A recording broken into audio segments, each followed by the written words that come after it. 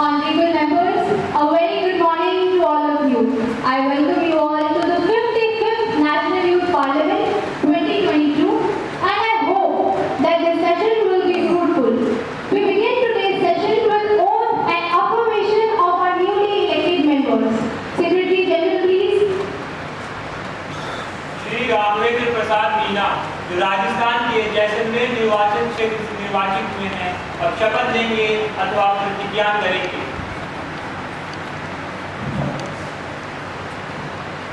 महोदय, आप शपथ लेंगे अथवा प्रतिज्ञा करेंगे? आप किस भाषा में शपथ लेना चाहेंगे? In English.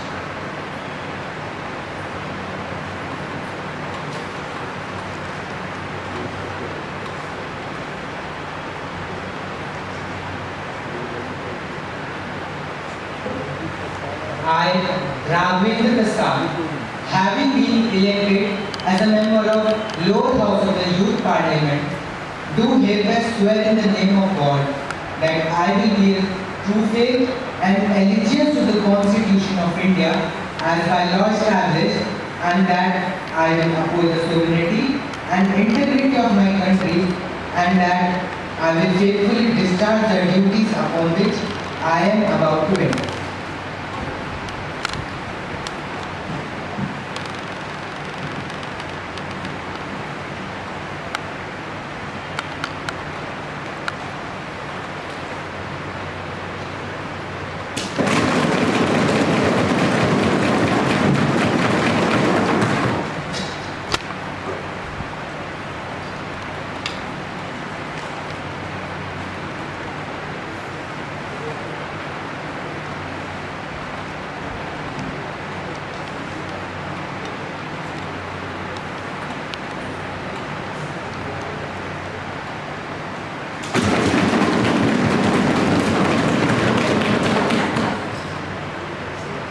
Ms. Nomita Chatterjee, who is elected from Durgapur constituency of West Bengal, will now take an oath or an affirmation.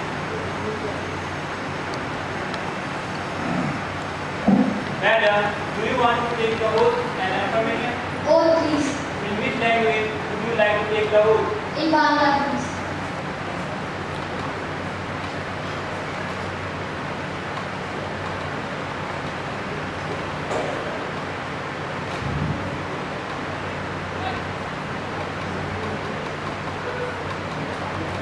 আমি নমিতা চ্যাটার্জি গ্রুপ সংসদের সদস্যে নির্বাচিত হয়েছি।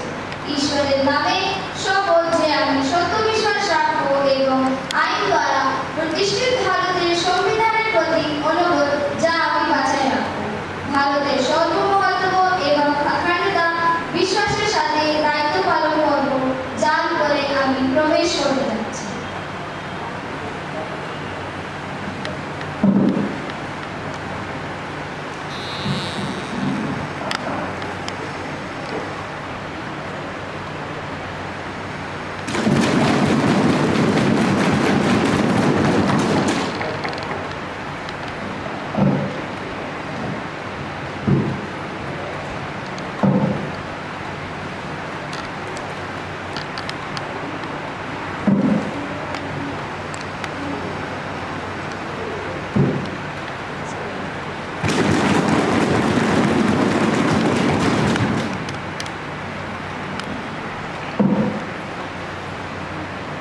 Honorable members, with great sorrow and regret, I inform this House about the sad demise of former Prime Minister of Japan, Mr. Shinzo Abe, who was shot dead in the southern city of Nara in Japan on 8 July 2022.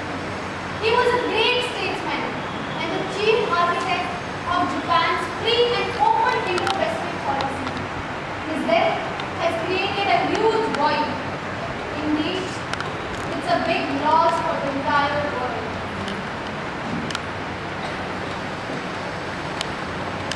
Honorable Speaker Madam, मैं Shri Shinzo Abe जी के निधन पर अपने हृदय की गहराइयों से श्रद्धांजलि अर्पित करता हूँ। जैसा कि सदन के सभी सदस्य इस बात से अवगत हैं कि शिंजो आबे जी से मेरा परिचय बहुत पुराने समय से रहा है। वे स्वभाव से संवेदनशील थे एवं मानवीय वेदनाएं उन्हें बहुत पीड़ा पहुंचाती थी। इस स्पीकर मैडम, दूसरे विश्व युद्ध के बाद जापान के प्रमुख नेताओं में उनका नाम सबसे पहले लिया जाता था। वो उन चुनिंदा नेताओं में से थे जिन्हें 2 बार जापान के प्रधानमंत्री बनने का अवसर प्राप्त हुआ। शिंजो एबे जी की लोकप्रियता का अंदाजा इस बात से लगाया जा सकता है कि फोर्ब्स ने वर्ष 2018 में उन्हें दुनिया का 38वां सबसे ताकतवर व्यक्ति घोषित किया था। स्पीकर मैडम, वो एक ऐसे प्रधानमंत्री थे जिसने चीन के खतरे को समझते हुए क्वाड जैसे उपकरण की परिकल्पना की। अमेरिका, ऑस्ट्रेलिया और हमें स्वयं को भी उसका सही से संज्ञान कराया और तभी क्वाड संभव हो पाया है। अर्थव्यवस्था और वैश्विक मामलों पर उनकी कुशाग्र दृष्टि ने मुझ पर हमेशा एक गहरी छाप छोड़ी है। और तो चीन की आक्रामक नीतियों एवं नॉर्थ कोरिया जैसे पड़ोसी को ध्यान में रखते हुए आबे ने एक बार फिर से जापान की सैन्य शक्ति को पटरी पर लाने का प्रयास किया। स्पीकर मैडम, आज भले ही वो हमारे बीच में नहीं रहे, लेकिन उन्हें सदैव एक दूरदर्शी नेता के रूप में याद किया जाएगा। Honorable Speaker Madam, Prime Minister Shinzo Abe was a towering global statesman and outstanding leader and a remarkable administrator. He spearheaded Abenomics policy, a comprehensive policy package aimed at making Japan strong by reviving the economy from the doldrums of inflation while maintaining fiscal discipline.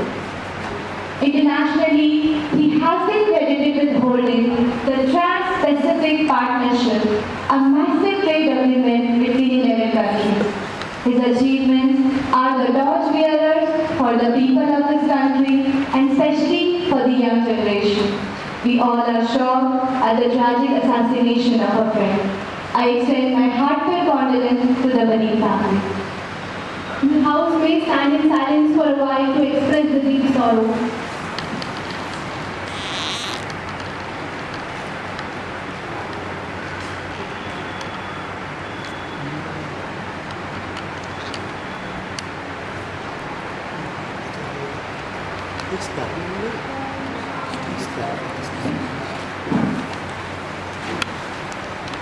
Secretary General, may please convey the message of condolence to the bereaved family. Yes, sir. प्रधानमंत्री जी नए मंत्रियों का परिचय कराएंगे अब। Speaker madam, मैं आपसे और आपके माध्यम से संपूर्ण सदन का अपने नए साथी मंत्रियों से परिचय कराने में अत्यंत हर्ष का अनुभव कर रहा हूँ। श्रीमती शाहिदा फारूकी, रेल मंत्री, श्री अनिरुद्ध पटेल, एजुकेशन मिनिस्टर। धन्यवाद। As you all know, that motion of thanks was proposed by Ms. Shubhra Mehta and seconded by Mr. Shiva Mohanty. Honorable Prime Minister will render his reply to the motion of thanks on the presidential address at the joint session of Lok Sabha and Rajya Sabha. Honorable Speaker Madam, I am here to reply on motion of thanks on the presidential address. The Honorable President has already discussed in detail regarding the aspiration of India in his speech. I am also grateful to all the respected members who have given their views on this address. Speaker madam, ये साफ तौर पर देखा जा सकता है कि corona काल के बाद विश्व एक नए वैश्विक व्यवस्था की ओर बढ़ रहा है और इसे इस तरह से भी कह सकते हैं कि दुनिया तेजी से नई व्यवस्थाओं को अपना रही है। मैं सोचता हूँ कि हमें इस अवसर को गंवाना नहीं चाहिए। भारत एक लीडर के रूप में आगे आ सकता है और हमारे लिए ये समय एक सुनहरा अवसर है। स्पीकर मैडम, यदि हम आज से ही संकल्प में दूरदर्शिता के साथ निर्धारित दिशा में चलें तो निश्चय ही ऐसा संभव है कि जब वर्ष 2047 में हम अपनी स्वतंत्रता की शताब्दी मना रहे होंगे, तब तक हम अपनी पूरी शक्ति और सामर्थ्य से भारत को सर्वोच्च शिखर पर पहुंचा सकेंगे। ये एक दिवसों में नहीं है, परंतु ये भी सच्चाई है कि वहां तक पहुंचने के लिए हमें कठोर परिश्रम करना होगा, आत्मचिंतन करना होगा और आत्ममंथन भी। हमें समझना होगा कि प्रगति की राह पर आगे बढ़ने का सपना लेकर हमने शुरुआत तो की थी, परंतु न जाने कहां भटक गए, क्या गलती थी। साथियों, एक कविता जो मुझे बहुत प्रिय है उसकी कुछ पंक्तियां याद आ रही हैं। यदि अध्यक्ष महोदय की आज्ञा हो तो मैं जरूर सुनाना चाहूंगा। जरूर प्रधानमंत्री जी, जरूर। हो गए हैं स्वप्न सब साकार, कैसे मान लें हम, टल गया सर से व्यथा का भार, कैसे मान लें हम, आ गया स्वतंत्र चेतना आने न पाई, प्रगति के नाम श्रद्धा और श्रम को दी विदाई, इस भयंकर मौज को पतवार कैसे मान लें हम, टल गया सर से व्यथा का भार, कैसे मान लें। मुझे लगता है कि हमने जो मेहनत करना और अपने जीवन मूल्यों को इज्जत देना छोड़ दिया है, शायद इसी की वजह से हम पीछे रह गए हैं। हालांकि बीते वर्षों में हमने कई मूलभूत व्यवस्थाओं में मजबूती लाने का प्रयास किया। गरीब को ऊपर लाने के लिए कई योजनाएं जैसे प्रधानमंत्री आवास योजना, बेहतर मनरेगा एवं उज्ज्वला योजनाएं आदि लाई। सच में गरीब की आंखों में जब खुशियों की रोशनी होती है तो वो संपूर्ण देश की खुशियों को ताकत देती है। स्पीकर मैडम, दुनिया अभी भी कोविड से जूझ रही है। मानवता ने पिछले 100 वर्षों में इस तरह की कोई चुनौती नहीं देखी। ये सच में निंदा का विषय है कि हमारे विपक्षी बंधुओं ने इस वैश्विक महामारी को भी अपनी दलगत राजनीति के उपयोग में लाया, किंतु इसके दौरान हमारे देशवासियों का व्यवहार, अपनी स्वयं की वैक्सीन के प्रति जागरूकता निसंदेह सराहनीय है। आज आयुष्मान भारत योजना के अंतर्गत देश में 80,000 से अधिक जन कल्याण केंद्र निःशुल्क जांच कर रहे हैं और साथ ही अन्य प्राथमिक सुविधाएं उपलब्ध करवा रहे हैं। स्पीकर मैडम, गत वर्ष 2021 की EPFO पेरोल के आंकड़ों से ये पता चलता है कि लगभग 1 करोड़ 20 लाख लोगों ने EPFO में अपना नाम दर्ज कराया है। ये सभी औपचारिक सेवाएं हैं, यानी बेरोजगारी की समस्या के समाधान के प्रति हम पूरी तरह से प्रयासरत हैं। मेक इन इंडिया की हमारी कोशिश भी इस दिशा में एक कदम है। मैडम, कुछ लोगों को इस बात से बहुत परेशानी है क्योंकि इसका अर्थ है कमीशन के रास्ते बंद, तिजोरियां भरने के रास्ते बंद, घूसखोरी बंद। अध्यक्ष महोदय, जरा देखिए क्या कह रहे हैं। इनके अनुसार तो हम सभी भ्रष्ट हैं, हमारी नीतियां गलत कार्यों को बढ़ावा देती हैं। ये तो सरासर अपमान है। हम बेईमान, आप ईमानदार। प्रधानमंत्री जी, अपने आप को सही बताने के लिए दूसरों को गलत ठहराना ये सही नहीं है। आप तो पूरी करने दीजिए। प्रधानमंत्री जी को अपनी बात कहने दीजिए। स्पीकर मैडम, वास्तव में ये लोग कर रहे हैं देश के उद्यमियों के सामर्थ्य का अपमान, देश के युवाओं का अपमान, देश की इनोवेशन क्षमता का अपमान। पर मैं सभी को जरूर बताना चाहूंगा कि इस विरोध से कुछ नहीं होगा क्योंकि देश का नौजवान अब जाग चुका है। स्पीकर मैडम, यदि हम सब गांधी जी का सम्मान करते हैं तो हमें उनके आत्मनिर्भर भारत के सपने को समझना होगा। देश को विश्व के सर्वोच्च शिखर के स्थान पर पहुंचाने के लिए सामूहिक भागीदारी एवं सामूहिक जिम्मेदारी के महत्व को समझना होगा।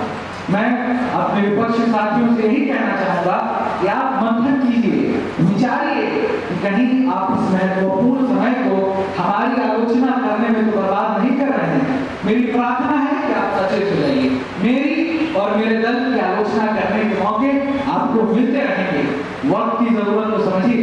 स्पीकर मैडम, मैं पुनः अपने विपक्ष के साथियों से यही कहना चाहूंगा कि अमृतकाल भारत की विकास की यात्रा में सकारात्मक योगदान का समय है।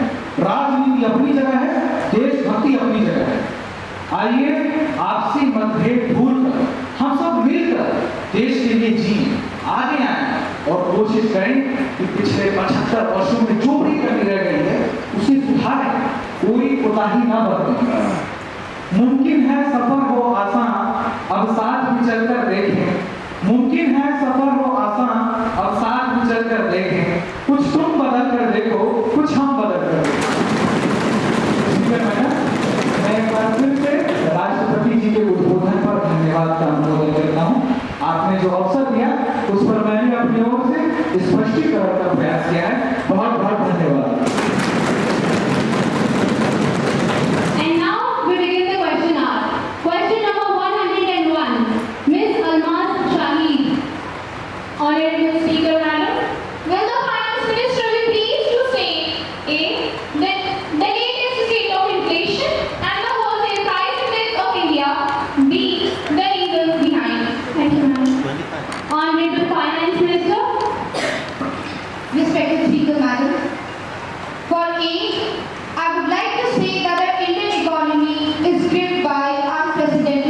inflation. Even though the annual inflation rate in India edged down to 7.01% in June 2022 from 7.04% in the previous month, it remained above the RBI target range of 2% to 6% for the 6th straight month.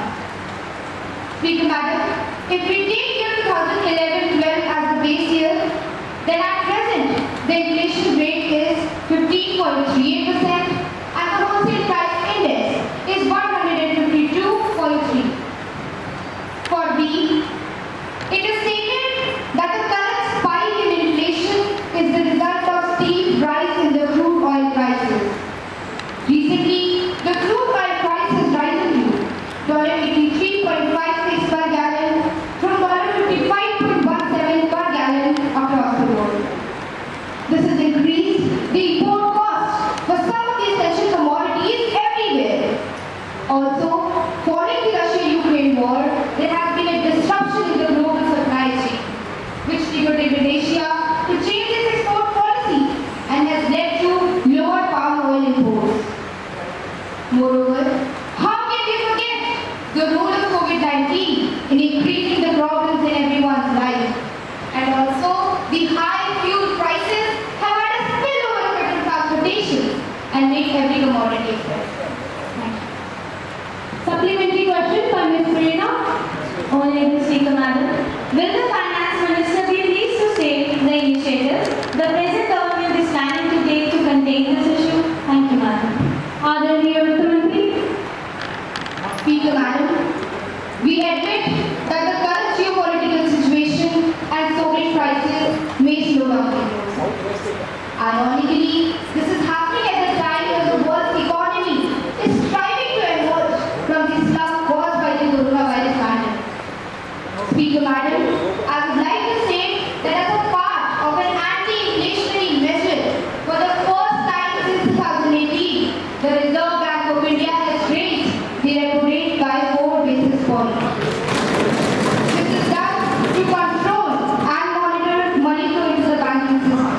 मंत्री जी, बढ़े हुए repo rate से जिन लोगों ने बैंकों से कर्जा ले रखा है, उनकी ईएमआई बढ़ जाएगी। यह तो उपभोक्ता की जेब पर एक भारी प्रहार होगा और इससे रोजमर्रा की जिंदगी और भी दुश्वार हो जाएगी। कृपया शांत रहिए, सदन की मर्यादा बनाए रखिए। Honorable Speaker Madam, I would like to assure that we are trying our level best. Madam, we are looking at the agricultural sector as an enormous opportunity. On priority basis, we are focusing on boosting India's agricultural export, making policies to increase farmers' income and offset potential headwinds to counter inflation. We are hopeful that government projects like Gati Shakti and production-linked incentive schemes will drive investment. We are also expanding our petroleum baskets across West Asia, Africa, and North and South America. However, RBI will continue to calibrate its policy with the goal of preserving and fostering macroeconomic stability. अगला प्रश्न संख्या 102 Shrimati Bhanumati Iyer.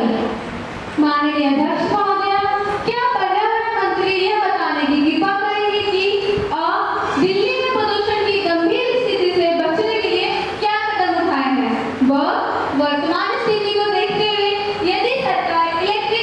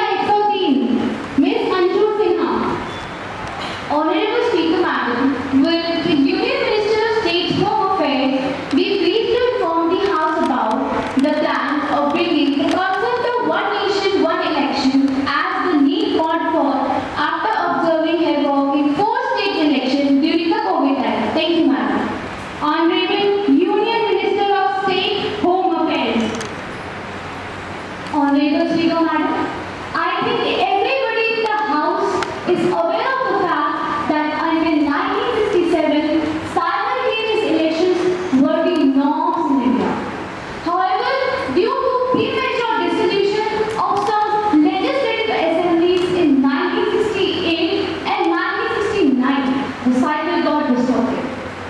Moreover, our government is planning to bring a new bill in the house, most probably in the next session. सच में लाया नहीं जाएगा या फिर हमेशा की तरह सिर्फ बातें बनाई जाएंगी, उम्मीदें जगाई जाएंगी, परंतु होगा कुछ नहीं। Please maintain silence and sit down. मेरा आप सभी से अनुरोध है कि जो भी मंत्री अपनी बात कह रहे हैं, उन्हें अपनी बात पूरी करने दीजिए और सदन की गरिमा बनाए रखिए। Thank you, madam. And the debate will be mainly around these issues. First, financial cost of conducting elections. Second, cost of repeated administrative fees. Third, visible and invisible cost of different political parties. Fourth, campaigns and finance cost of different political parties. Thank you, madam. प्रश्नकाल समाप्त हुआ. Now it's time for 0 hours. प्रातः 10 बजे से पूर्व मुझसे कुछ सदस्यों ने प्रश्न पूछने की अनुमति चाही थी. वह अब अपना प्रश्न पूछ सकते हैं. मिस्टर आशीष रस्तोगी. माननीय अध्यक्ष महोदय, मैं आपके माध्यम से हमारे स्वास्थ्य मंत्री जी से पूछना चाहता हूँ कि भारत में मंकीपॉक्स की वर्तमान स्थिति क्या है और इससे लड़ने के लिए आपकी सरकार क्या कदम उठा रही है? धन्यवाद। Honorable Health Minister. माननीय अध्यक्ष महोदय, जैसा कि सब कोरोना से सहमी इस दुनिया के सामने मंकी पॉक्स एक नया खतरा बनकर खड़ा हो गया है। वर्ल्ड हेल्थ नेटवर्क के आंकड़े बताते हैं कि अब तक दुनिया के कुल 58 देशों में 3,417 मामले आ चुके हैं। हमारी सरकार ने सचेत रहने की आवश्यकता को समझते हुए पहले ही national centre for disease control और Indian council of medical research को निर्देश दे दिए हैं। अध्यक्ष महोदय, चिंता हमने दी है यदि हमारे यहाँ मंकी पॉक्स के केसेस बढ़ते हैं अथवा रिपोर्ट हो गया है। रिपोर्ट तो हो गया मंत्री जी। आप तो बड़े बेखबरी में जिए हैं। आपको तो पता भी नहीं। कल ही केरल के कोलम में पहला मरीज नजर में आया है। मंत्री जी, वह मरीज तो बाई चांस पकड़ने आ गया। ना जाने कितने तो आंख बचाकर निकल गए होंगे। Thanks to your law guiding citizen and the law enforcing agencies. अध्यक्ष महोदय, मैं भी यही बताने जा रहा था। देश के पहले मरीज का संज्ञान ले लिया गया। मरीज यूएई से आया था। प्रारंभिक जांच पर लक्षणों को देखते हुए उसे व उसके माता पिता को तिरुवनंतपुरम के मेडिकल कॉलेज में निगरानी के लिए रखा गया है और साथ ही गहन परीक्षण के लिए उसके सैंपल को national institute of biology Pune भेज दिया गया। अध्यक्ष महोदय, प्रश्न बाकी उत्तर में मैं यही कहना चाहूँगा कि हमारी सरकार इस वायरस से लड़ने के लिए पूर्ण रूप से सक्षम है, परंतु हम किसी भी प्रकार का जोखिम नहीं उठाना चाहते। हाई अलर्ट जारी कर दिया गया है और सभी राज्य सरकारों को आवश्यक दिशा निर्देश दे दिए गए हैं। Speaker sir, small pox vaccine can be used until monkeypox vaccine comes. We are also thinking about ring vaccination, which is a tried and tested technique. We are also planning to use risk communication on priority basis to spread awareness. अध्यक्ष महोदय, मैं आपके माध्यम से सदन को ये विश्वास दिलाना चाहता हूँ कि हमारी सरकार पूर्ण रूप से सतर्क है। हम इस स्थिति पर कड़ी नजर बनाए हुए हैं और हम इस महामारी को प्रकोप नहीं करने देंगे। धन्यवाद।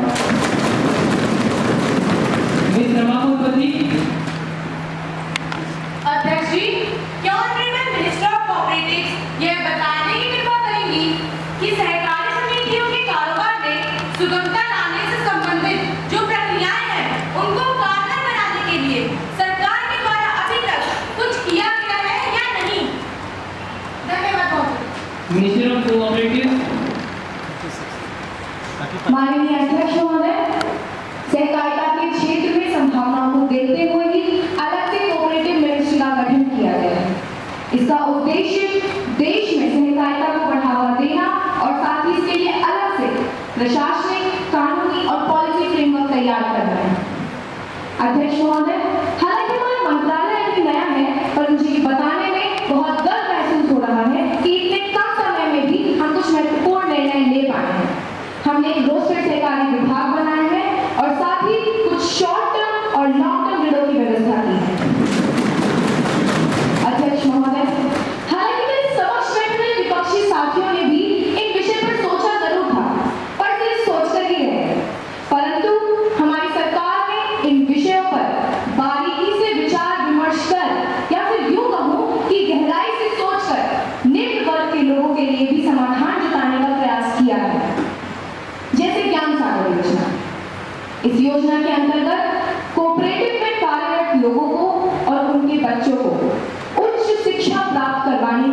यदि वे देश में रहकर पढ़ते हैं तो 3 लाख तक का, और यदि विदेश जाते हैं तो 5 लाख तक का ऋण केवल 5% ब्याज दर पर दिए जाने की सुविधा उपलब्ध करवाई है। महिला शिक्षा को बढ़ावा देने के लिए 0.5% दर पर ब्याज दिया जाता है। अध्यक्ष महोदय, योजना का उद्देश्य देश में शिक्षा के पूरे अवसर उपलब्ध करवाना है। इसी प्रकार शहरी किसान कार्ड योजना, इस योजना के अंतर्गत खाद, बीज या डीजल आदि उपलब्ध न होने की स्थिति में कार्डधारी किसान पास की क्षेत्र समिति से खाद या बीज आदि प्राप्त कर सकते हैं। 5 लाख नए कार्डधारकों को इस स्कीम से जोड़ने की योजना है। इसी प्रकार सुगम क्रेडिट कार्ड स्कीम, इसके अंतर्गत लघु उद्यमियों, छोटे व्यवसायियों, दस्तकारों और युवाओं को 5 लाख तक की साख उपलब्ध करवाई जाती है। अध्यक्ष महोदय, यहाँ पर सबका विशेष उल्लेख करना चाहूंगी कि 25,000 की साख के लिए तो किसी कोलेटरल सिक्योरिटी की भी जरूरत है। इसी प्रकार कई और योजनाएं जैसे विकल क्षतिपूर्ति योजना पर अभी कार्य किया जा रहा है। धन्यवाद महोदय।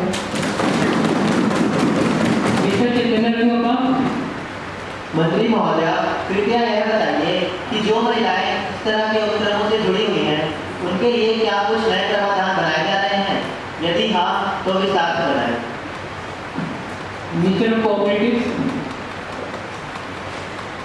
अध्यक्ष महोदय, कोऑपरेटिव्स में काम करने वाली महिलाओं को बिना अचल संपत्ति बंधक रखे ऋण उपलब्ध करवाने की व्यवस्था की गई है। इसके अंतर्गत उन महिलाओं को जो कुटीर में ग्रामीण उद्योग जैसे टोकरी बनाना, पापड़ बनाना, सिलाई, कढ़ाई, बुनकरी इत्यादि में शामिल हैं, उन्हें 5 लाख तक का ऋण 5 वर्षों के लिए केवल 1% ब्याज दर पर दिया जाता है। धन्यवाद। शून्यकाल समाप्त हुआ। No more question please. Breach of privilege, sir. Yes, please. Honorable Speaker, sir. There has been a serious breach of privilege by a member of the ruling party. A few days back, a confidential issue regarding the proposed strategies by the government to fight the profound security implications of cyber attack was leaked into the media, and now there is a chaotic debate on every TV channel. Speaker, sir, I request my friends in the ruling party to get themselves aware about the rules and regulations so that they will not be embarrassed or ashamed in front of those who elected them to be their representatives. Ramesh ji, क्या आपने इसकी पूरी सूचना दी थी? Yes, sir. I have already given the notice this morning. Okay, it will be examined and you will come to know about it. Thank you. Now papers to be laid. माननीय शहरी विकास मंत्री महोदय, आपकी अनुमति से सभा पटल पर रखता हूँ राष्ट्रीय खनिज विकास निगम हैदराबाद की वर्ष 2020 से 2021 की रिपोर्ट की सरकार द्वारा पुनरीक्षा व राष्ट्रीय खनिज विकास निगम हैदराबाद की वर्ष 2021 से 2022 का वार्षिक प्रतिवेदन परीक्षित लेखा और उन पर नियंत्रण महालेखा परीक्षक की टिप्पणी। Minister of atomic energy. So, with your permission, I would like to lay down the following. Annual report of the Nuclear Power Corporation of India Limited, Mumbai for the year 2020 to 21, along with the audited accounts and comments of the Controller and Auditor General thereon. Thank you. Honorable members, I have to make an important announcement. On my own behalf and on behalf of the House, I have great pleasure in extending a warm and hearty welcome to the honorable members of Singapore Parliamentary Television who are on visit to India and they arrived on 21st July 2022 and are now sitting in the special box. We wish them a very happy and a comfortable stay in our country. महासचिव युवा संसद की राज्यसभा से प्राप्त संदेश पढ़ेंगे। Sir, मुझे युवा संसद की राज्यसभा के महासचिव से प्राप्त निम्नलिखित संदेश की सूचना देनी है। युवा संसद की राज्यसभा की प्रक्रिया तथा कार्य संचालन विभाग के अनुसार मुझे अवैध आवेदन पर 21 के प्रति तथा उसके साथ प्रति संलग्न करके सभा पटल पर रखने का निर्देश हुआ है। ये विधेयक राज्यसभा द्वारा दिसंबर 2021 की हुई बैठक में पारित किया गया। सेक्रेटरी जनरल सभा द्वारा पारित किए गए विधेयक और उसकी एक प्रति संलग्न कर सभा पटल पर रखेंगे। जी मैं रखता हूँ। माननीय शहरी श्रम मंत्री विधेयक का पुनर्स्थापन करें। महोदया, नए कर्मचारी भविष्य तथा प्रकीर्णों पर अधिनियम 1952 में संशोधन के लिए विधेयक पुनः स्थापित करने की अनुमति चाहती हूँ। प्रश्न यह है कि कर्मचारी भविष्य निधि तथा प्रखंड उपबद्ध अधिनियम 1952 में संशोधन करने के लिए विधेयक पुनः स्थापन करने की अनुमति प्रदान की जाए। जो इसके पक्ष में है कृपया हाँ करें। जो इसके विपक्ष में है कृपया ना करें। मैं समझती हूँ कि हाँ का बहुमत है, हाँ का बहुमत है, हाँ का बहुमत है, अतः अनुमति दी जाती है। महोदया, मैं प्रस्तुत विधेयक को पुनः स्थापित करती हूँ। अब ध्यान आकर्षण प्रस्ताव सदन पटल पर चर्चा के लिए लाया जाएगा। सुश्री अनन्या बिश्नोई।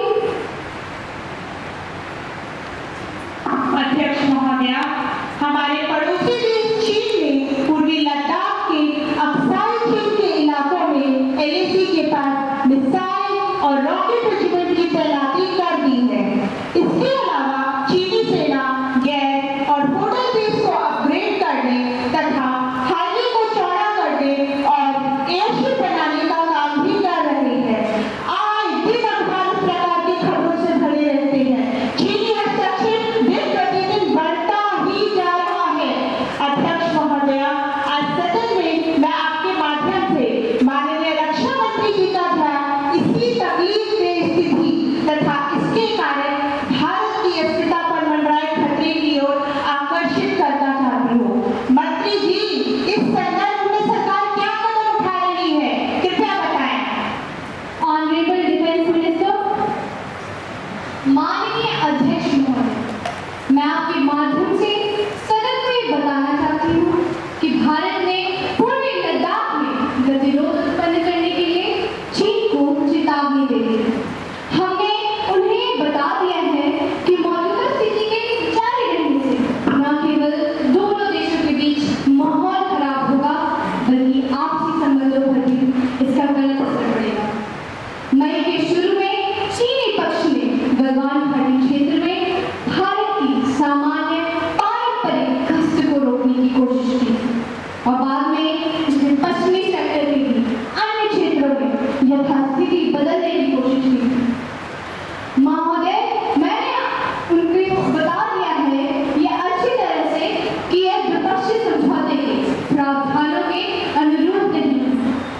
विशेषकर वर्ष 1993 में हुए समझौते के अनुसार दोनों पक्ष LAC से लगते सीमावर्ती क्षेत्रों में अपनी मौजूदगी न्यूनतम स्तर पर रखें।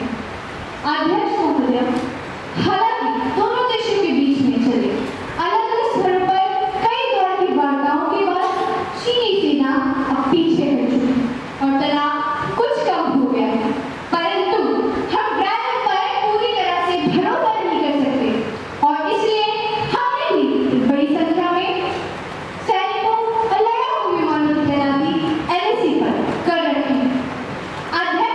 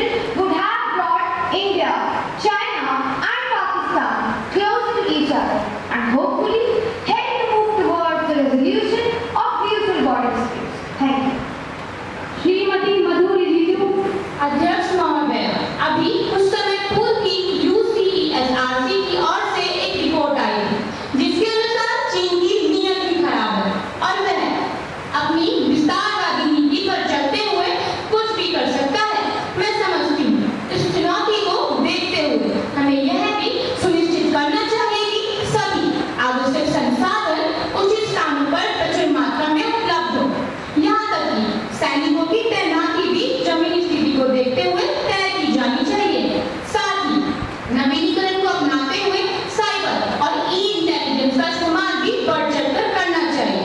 धन्यवाद। Srimati Mohini Naidu, Speaker Madam, the ongoing development along the line of actual control in Ladakh sector presents a policy challenge. I feel, Honorable Minister Madam, you need to realize that this is the time to reformulate our foreign policy. For example, for many years, India's strategic focus has primarily been Pakistan. Now the need of the hour is to think online on easing tensions with Islamabad and concentrate on boundary region. Thank you, ma'am. ये तो वही बात हो गई, पर उपदेश कुशल रहो तेरे।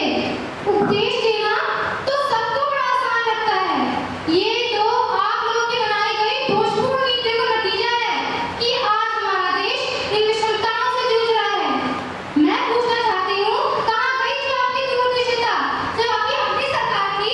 हमारी सरकार तो अभी अभी आई है। कृपया शांत रहें। Honorable Defense Minister, give your statement, please. माननीय अध्यक्ष महोदय, मैं आपके माध्यम से सदन को ये विश्वास दिलाना चाहती हूँ कि पिछले कुछ दिनों में भारत और चीन के संबंध में जो परिस्थितियाँ बनी हैं और कुछ हद तक अभी भी बनी हुई हैं, उनका सामना करने में हम पूर्णतः सक्षम हैं। हमारे कुछ साथियों का ये मानना है कि हमें चीन के साथ युद्ध के लिए तैयार रहना चाहिए। तो इसके जवाब में मैं यही कहूँगी कि तैयार हो हर प्रकार से, परंतु हमारे देश में कभी भी पहल नहीं और वैसे भी इससे लाभ से अधिक हानि नहीं हुई। Honorable Speaker Madam, we understand this limitation involves the risk of escalation and that can be devastating given that both sides are established nuclear powers. LEC का सम्मान और संबंधित नियमों का सख्ती से पालन करना सीमावर्ती क्षेत्रों में शांति और स्थिरता का आधार है और हम भारतीय इस संरक्षण से भली भांति परिचित हैं तथा पूरी ईमानदारी से इसका पालन करते हैं। ऐसा नहीं है कि विभिन्न एजेंसियों द्वारा दी जाने वाली चेतावनियों से हम बेखबर हैं और ऐसा भी नहीं है कि विदेशी नीतियों में बदलाव की जरूरत पर हम आगे मुद्दे बैठे हैं। हम प्रयास कर रहे थे, कर रहे हैं और करते रहेंगे। धन्यवाद। Now the House will take up consideration of Police Reform Bill 2022. Home Minister, please.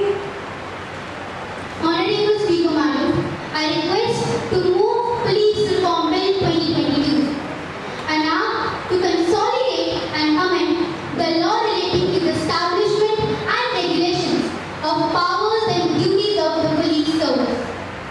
Madam, the very foundation of a nation is based on the rule of law. Of all the three organs of government, be it the executive, the legislature, or the judiciary, law is supreme. Nobody is above the law, as laid down in the Constitution of our country. Speaker Madam, the police is the protector of law on the field. The legislature may pass bills into laws, courts may issue orders, the executive heads may come up with policy documents, but it is the men in uniform who act as the custodians of law. Without the police, nothing can withstand the chaos of this diversified nation. मुद्दे पर आइए। अगर प्रस्ताव मानने की पड़ी है तो ना जाने उनका तो कितना लंबा होगा। क्यों?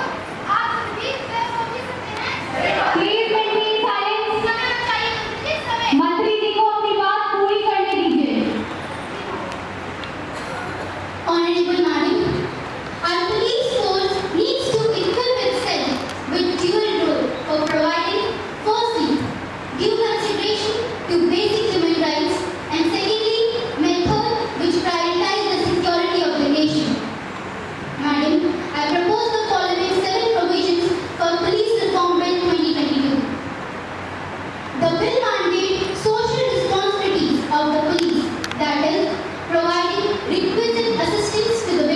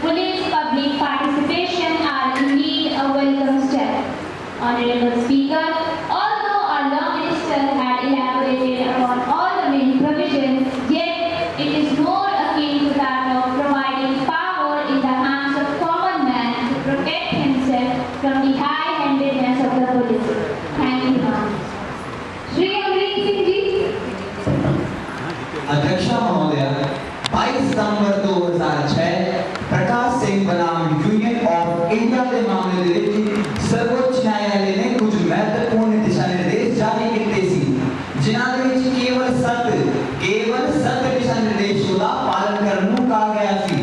उन्हां दे विच मुख्यतया पुलिस अधिकारियों के कार्यकाल को निर्धारित करने की गल कही गई सी, ताकि उन्हां दे सिर उत्ते हर वेले ट्रांसफर की तलवार ना लटकी रहे, और नाल ही पुलिस कल्याण ब्यूरो के गठन की गल भी कही गई सी, जिन्हां नूं अज तक लागू नहीं किया गया। पर इस बात का ध्यान तो आप ही की सरकार को रखना चाहिए था। उस समय तो आप ही की सरकार थी। ये तो बड़ी बात हुई। आप गुरुजी बैनर खाए, दूसरों को उपदेश सुनाए। Please maintain silence. Amrik Singh ji को अपनी बात कहने दीजिए। जी महोदय, मैं ऐसे केवल इतना ही कह रहा हूं कि हुण जब एनएचआरसी इस केस के रेफरेंस इस पुलिस शिकायत अधिकरण को स्थापित करने से जोर दे रहा हां, तब जाकर लोगों की नींद खुली आएगी। हले तक तो सारे सोए पे सी, हुण खैर छड्डो जी, जब जागो कद सवेरा। मैनू की हालांकि मैंने इस गल पे विश्वास नहीं हैगा कि रूलिंग पार्टी सब कुछ देखभाल करी इस बिल को ला रहे हैं, पर फिर भी इस उम्मीद से कि आगे सब कुछ सही रहेगा, मैं इस विधेयक का समर्थन करता हूं। श्रीमती अम्मी Vajpayee, honourable speaker madam, police is one of the vital organs of the executive which holds a pivotal role in maintaining the law, and for that matter there should not be any partiality in the functioning of the police department. The legislation that this government has come in connection with police reforms is monstrous, inadequate, has a large scope of mismanagement. Some of the provisions, in fact, are contrary to the Constitution of India. Speaker madam, it seems that this bill has more in it for the government rather than for the common people. So I outrightly reject it. Ms. Madhuri Shah, अध्यक्षा जी, police reform के प्रस्तुत विधेयक में तो मुझे खामियां ही खामियां नजर आ रही हैं, और इन खामियों को मद्देनजर रखते हुए मैं इस विधेयक का पूर्ण विरोध करती हूं। मिस श्यामानंदनी, अध्यक्ष महोदया, मैं इस विधेयक का तहे दिल से समर्थन करती हूँ। इसके अनुसार पुलिस थानों को अत्याधुनिक सुविधाओं से लैस किया जाएगा, मेडिकल सलाहकार समितियों का गठन किया जाएगा, पुलिस प्रशिक्षण केंद्रों की संख्याएं बढ़ाई जाएंगी, तो समेत ही अधिक पुलिसकर्मियों को समय-समय पर प्रशिक्षण दिया जा सकेगा। ऐसा होगा तो इससे पुलिस वालों का मनोबल भी बढ़ेगा, और मुझे उम्मीद है कि वे डटकर हर चुनौती का सामना करेंगे और जनता की आवश्यकताएं अपने आप पूरी हो जाएंगी। धन्यवाद। सही कह रही हैं आप, मैं आपकी बात से सहमत हूँ। अच्छा महोदय जी, इन सुधारों के बाद पुलिस कर्मियों में सामाजिकता, नैतिकता और संवेदनशीलता का विकास होगा तो जनमानस उसे स्वतः ही स्वीकार करेगी।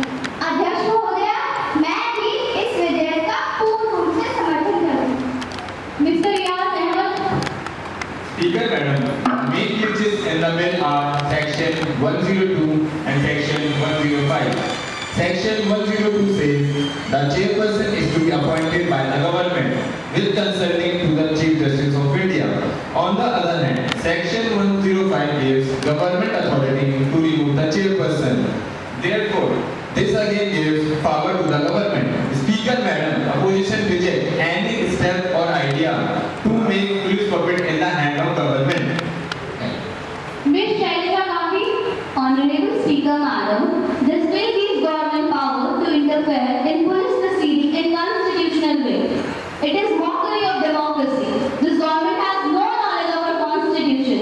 This legislation is fraud. Sorry to say, madam, but it can't be accepted. महोदया, पुलिस रिफॉर्म में लाने का सरकार का बजट निश्चय ही सराहनीय रहा है, परंतु मुझे भी